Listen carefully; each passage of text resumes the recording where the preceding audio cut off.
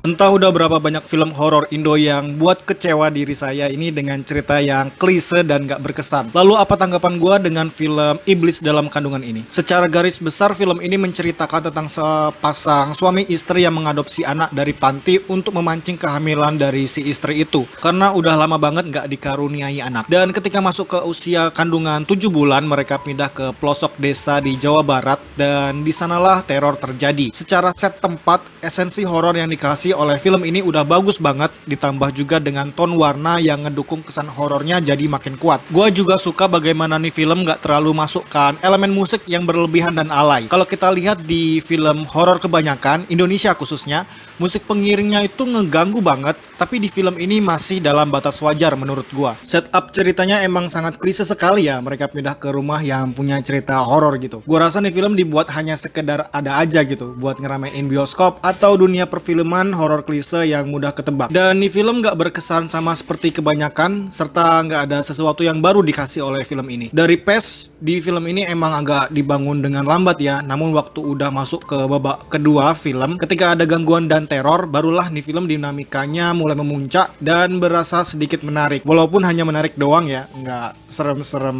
sama sekali. Nah, ngomongin tentang serem, sebenarnya gua kurang suka dengan hantunya yang dibikin sekedar dipakein bedak dan mata panda doang. Itu sumpah jadi kelihatan aneh banget. Kalau dari segi penceritaan, latar belakang rumah berhantu itu menurut gua masih banyak yang harus dapat digali ya. Nggak sekedar, itu rumah berhantu loh karena dulu bla bla bla bla bla. Harusnya nggak kayak gitu doang sih, jadi biar latar tuh tempat makin jelas aja, kayak didalamin lagi biar penontonnya juga berasa kesan horornya. Beberapa adegan di film ini mungkin akan familiar buat kalian yang pernah nonton Hereditary, The Haunting of Bly Manor maupun The Medium. Kalau menurut gua nih film sama sekali nggak ada kesan seram, baik dari segi cerita maupun adegannya. Nih film beneran horor dari segi hantu aja, dan nggak ada adegan bunuh-bunuhan kayak trailer gitu. Bener-bener murni horor lah, tapi sayangnya ya horornya nggak ada sama sekali pak.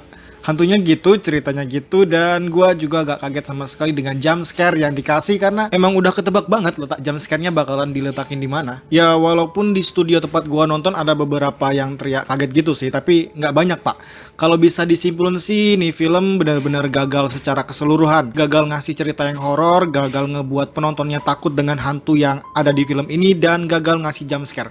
Padahal ngasih jump scare itu trik yang mudah loh. Gua rasa nih film dibuat ala kadarnya aja, kayak mereka punya ide cerita horor tapi ya buat ngisi doang, nggak bener-bener ngematengin skrip dan adegan horornya.